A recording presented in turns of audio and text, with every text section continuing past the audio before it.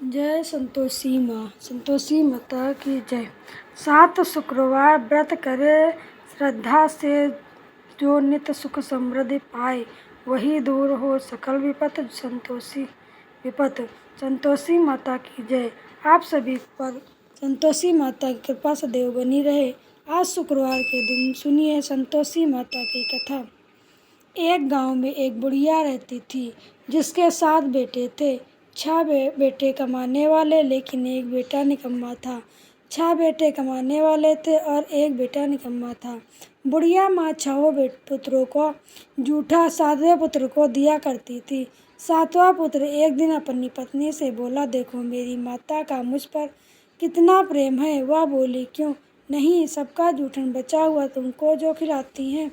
तब वह बोला, जब तक आँख से न देखूं मान नहीं सकता। पत्नी ने हंसकर कहा, देख लोगे तब तो मानोगे ना। फिर कुछ दिन बाद एक बड़ा त्योहार आया। घर में 7 तरह के भोजन और चूरमा के लड्डू बने। वह पत्नी की बात को जांचने के लिए सिर दर्द का बहाना बनाकर पतला कपड़ा ओढ़कर रसोई में जाकर सो गया और कपड़े से सब देखता रहा। 6 भाई भोजन करने आए। उसने देखा माँ ने उनके लिए सुंदर सुंदर आसन बिछाए, 7 तरह की रसोई परोसी और आग्रह करके उन्हें भोजन कराती रही। वह चुपचाप देखता रहो। 6 भाई भोजन करके उठ गए। तब माँ ने उनकी 5 थालियों में से लड्डू के टुकड़ों को उठाया और एक लड्डू बनाया। जूठन साफ करके माँ ने उसे पुकारा, उठ बेटा उठ, तेरे भाई ने भोजन कर लिया, तू भी उठकर भोजन कर ले। तब उसने कहा, माँ मुझे भोजन नहीं करना, मैं प्रदेश जा रहा हूँ। माता ने कहा, कल जाना हो तो आज ही चले जा।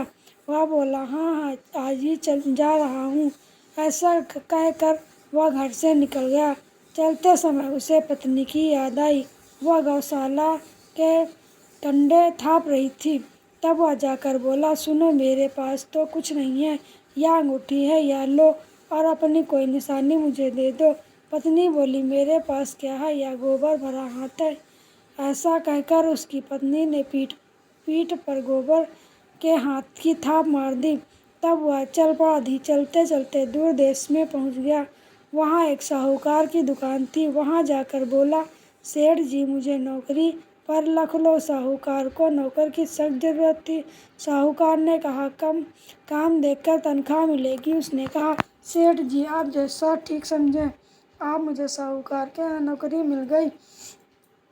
वह वहाँ दिन रात मेहनत से काम करने लगा। कुछ दिन में दुकान का लेन देन, हिसाब किताब, ग्राहकों को माल बेचना, सारा काम करने लगा।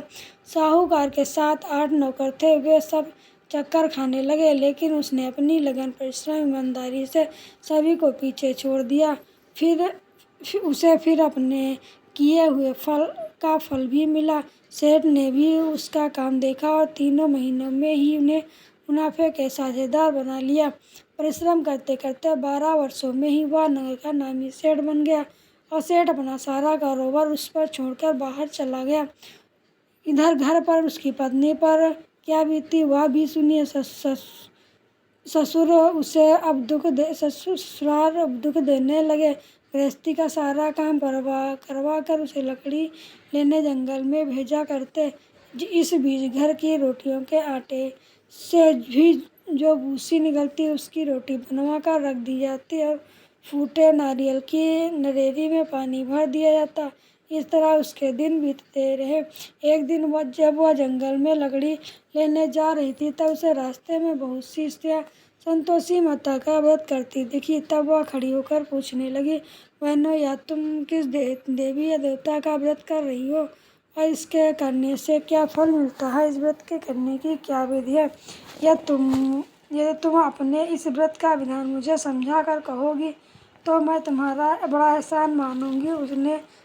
उसे एक स्त्री बोली, सुनो यह संतोषी माता का व्रत है। इसके करने से निर्धनता, दैत्यता का नाश होता है, लक्ष्मी आती है, मन की चिंताएं दूर होती है, मन को प्रसन्नता और शांति मिलती है, विपुत्री को पुत्र मिलता है, पति बाहर गया हो तो वह शीघ्र लौट आता है, कुंवारी कन्या को मन पसंद वर मिलता है, चलता मुकदमा खत्म हो जाता है, कलेश कला कलेश की स्थिति हो तो सुख शांति होती, घर में धन जमा हो, धन जायदाद का लाभ होता है, और जो भी कुछ भी मन में हो, कुछ भी काम ना हो, संतोषी माता की कृपा से पूरी हो जाती है, इससे संदेह नहीं। तब वह पूछने लगी, यह व्रत कैसे किया जाता है, यह भी बताओ तो बड़ी कृपा होगी। वह स्त्री कहने लगी, बहन बिना परेशानी, श्रद्धा और प्रेम से जितना भी बन सके प्रसाद लेना, सवा पैसे से या सवा आने पर फिर से ज़्यादा शक्ति और भक्ति के अनुसार गुड़ और चना लेना। हर शुक्रवार को निराहार रहकर कथा कहना सुनना, इसके बीच में क्रम टूटना नहीं चाहिए। लगातार नियम का पालन करो। सुनने वाला कोई ना मिले तो घी का दीपक जलाकर उसके आगे जल से भरा हुआ पात्र रखकर कथा कहना, परंतु नियम नहीं टूटना चाहिए जब तक कार्य सिद्ध न हो। नियम पालन करना और कार्य सिद्ध हो जाने पर व्रत का उद्यापन करना। 3 मास में ही माता पूरा फल प्रदान करती हैं। यदि किसी के ग्रह खोटे हों तब भी माता 1 वर्ष में अवश्य उसको अनुकूल करती हैं। कार्य सिद्ध होने पर भी उद्यापन करना चाहिए। बीज में नहीं, उद्यापन में आई सेर आटे का खाजा और उसी सा खीर और चने का साग बनाना, 8 बच्चों को भोजन कराना, जहाँ तक मिले देवर जेठ भाई बंधु कुटुंब के लड़के लेना, ना मिले तो रिश्तेदार और पड़ोसी के लड़के बुलवाना, उन्हें भोजन कराकर यथाशक्ति दक्षिणा देकर माता का नियम पूरा करना। ध्यान रखना जब उस दिन घर में कोई खटाई न खाए। यह सुन वह वहाँ से चल पड़ी। रास्ते में लकड़ी के गट्ठर को उसने बेच दिया और उसमें पैसों से गुड़ चना लेकर माता के व्रत की तैयारी कर आगे चली। रास्ते में संतोषी माता के मंदिर में जाकर वह माता के चरणों में लेट गई और विनती करने लगी, माँ मैं दीन हूँ, निपट मूर्ख हूँ, व्रत के कोई भी नियम नहीं जानती हूँ, मैं बहुत दुखी हूँ, हे माता मेरा दुख दूर करो, मैं तुम्हारी शरण में हूँ। संतोषी माता को उस पर दया आ गई। उस शुक्रवार बीता, दूसरे शुक्रवार को उसके पति का पत्र आया और तीसरे शुक्रवार को उसका भेजा हुआ पैसा भी आ पहुँचा। अब तो वह देखकर जेठानी मुँह सिकोड़ने लगी, इतने दिनों बाद पैसा आया, इसमें क्या बढ़ाई है। लड़के ताने देने लगे, काकी के पास तो पत्र आने लगे, रुपया आने लगा, अब तो काकी की खूब खातिर बढ़ेगी और अब तो काकी बुलाने से भी नहीं बोलेंगी। बेचारी सरलता से कहती, भैया पत्र आए हैं, रुपए आए हैं तो हम सबके लिए ही तो अच्छा है। ऐसा कहा आंखों में आंसू भर संतोषी माता के मंदिर में जाकर माँ मातेश्वरी के चरणों में गिरकर रोने लगी। कहने लगी, माँ मैंने तुमसे पैसा तो नहीं मांगा, मुझे पैसे से क्या काम, मुझे तो अपने सुहाग से काम है। माँ मैं तो अपने स्वामी के दर्शन और सेवा मांगती हूँ। तब माता ने प्रसन्न होकर कहा कि जा बेटी, तेरे स्वामी भी जल्द आएंगे। यह सुनकर खुशी से बावली होकर वह घर आकर काम करने लगी। अब संतोषी माता विचार करने लगे कि इस भोली भाली पुत्री से मैंने कह तो दिया है कि तेरा पति शीघ्र आएगा, पर आएगा कहाँ से, हुआ तो उसे स्वप्न में भी याद नहीं करता। उसे इसकी याद दिलाने तो अब मुझे ही जाना पड़ेगा। संतोषी माता ने उस बुढ़िया के बेटे को स्वप्न में समझाया, पुत्र तेरी पत्नी कष्ट उठा रही है। तब वह बोला, माँ यह तो मुझे भी पता है, लेकिन क्या करूँ, वहाँ कैसे जाऊँ, प्रदेश की बात है, लेन देन का सारा हिसाब किताब है और कोई जाने का रास्ता भी नज़र नहीं आता। आप ही कोई राह दिखलाइए कि मैं वहाँ कैसे जाऊँ। तब संतोषी माता कहने लगी, सवेरे नहा धोकर संतोषी माता का नाम ले, घी का दीपक जलाकर दंडवत कर और दुकान पर जाकर बैठना। देखते देखते तेरा लेन देन सब चुक जाएगा और जमा माल बिक जाएगा। सांझ होते होते धन का ढेर लग जाएगा। अब तो वह अगले दिन सुबह बहुत जल्दी उठा। उसने अपने मित्र परिचितों से स्वप्न में माता कही गई बात कह सुनाई तो सब ने उसकी बात सुनकर उसकी खिल्ली उड़ाने लगे। कहने लगे, कहीं कभी सपने में बात भी सच्ची होती है क्या। लेकिन उसने एक बूढ़ा व्यक्ति बहुत समझदार था, वह बोला, देखो भाई मेरी बात मानो, इस तरह सच या झूठ कहने के बदले देवताओं ने जैसा कहा वैसा ही करना, तेरा क्या जाता है। अब बूढ़े व्यक्ति की बात मानकर नहा धोकर संतोषी माता को प्रणाम किया, फिर घी का दीपक जलाकर दुकान पर जा बैठा और जैसे ही संतोषी माता वैसा ही हुआ। शाम तक धन का ढेर लग गया। सब हैरान हो गए। मन में संतोषी माता का नाम लेकर प्रसन्न होकर घर जाने के लिए गहने कपड़े सामान खरीदने लगा। सब काम से निपट कर वह अपने घर को रवाना हुआ। उधर उसकी पत्नी जंगल में लकड़ी लेने गई थी। लौटते समय थक जाने के कारण वह संतोषी माता के मंदिर पर विश्राम करने बैठ गई। यह तो उसका रोज रुकने का स्थान था। तब धूल उड़ती देखकर उसने माता से पूछा, हे माते, यह धूल कैसे उड़ रही है? संतोषी माता ने कहा, पुत्री, यह देख, तेरा पति आ गया। अब तू ऐसा कर, लकड़ियों को के 3 बोझ बना, एक नदी के किनारे रख, दूसरा मेरे मंदिर पर, तीसरा अपने सिर पर रख।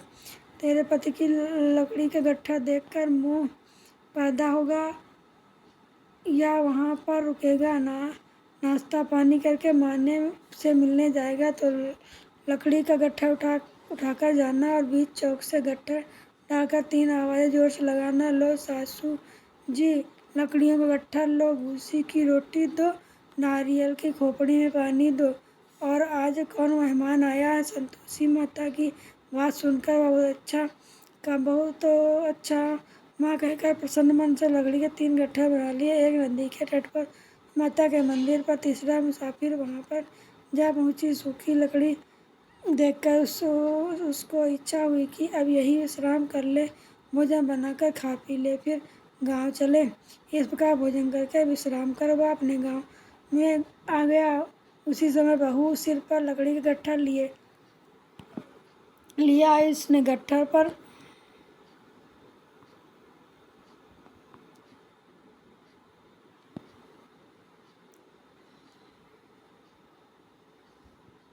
विश्राम करके अपने गांव में आ गया। उसी समय बहू सिर पर लकड़ी का गट्ठर लिए आई। उसने गट्ठर को आंगन में डाला, जोर से 3 आवाज़ें लाई। लो सासू जी, लकड़ी का गट्ठर लो, भूसी की रोटी दो, नारियल के खोपड़े में पानी दो, आज कौन मेहमान आया? यह सुनकर सास ने अपने दिए हुए कष्टों को भुलाने के लिए कहा, बहू, तू ऐसा क्यों कह रही है? तेरा पति ही तो आया है। जा बैठ, मीठा भात खाकर कपड़े गहने पहन। पत्नी की आवाज़ सुनकर उसका पति बाहर आया। फिर उसके हाथ में पहनी अंगूठी देखकर और उसकी दशा देखकर वह व्याकुल हो गया। उसने माँ से पूछा, माँ, यह कौन है? माँ बोली, बेटा, तेरी ही तो पत्नी है। आज 12 वर्ष हो गए हैं जब से तू गया है। तब से सारे गांव में जानवर की तरह भटकती फिरती है, कामकाज कुछ करती नहीं, 4 समय आकर खा जाती है। अब मुझे देखकर भूसी की रोटी, नारियल के खेपरे में पानी मांगती है। तब वह बोला, माँ, मैंने इसे भी देखा है और तुझे भी। मुझे दूसरे घर की चाबी दो, मैं उसमें रहूँगा। माँ ने कहा, ठीक है बेटा, जैसे तेरी मर्जी। ऐसा कहकर चमाच से चाबी का गुच्छा बेटे के सामने रख दिया। उसने दूसरे घर को खोलकर सारा सामान जमाया। एक ही दिन में वह राजा के महल जैसा टाट पाट हो गया। अब क्या था, वह सुख भोगने लगी। अगला शुक्रवार उसने पति से कहा, मुझे संतोषी माता का उद्यापन करना है। पति बोला, बहुत अच्छा, खुशी से कर लो। अब वह उद्यापन की तैयारी करने लगी। जेठ के लड़कों को भोजन के लिए कहने गई। उन्होंने मंजूर किया, परंतु पीछे से जिठानी ने अपने बच्चों को सिखलाया, देखो, ले भोजन के समय सब लोग कटाई मांगना, जिससे उसका उद्यापन पूरा न हो।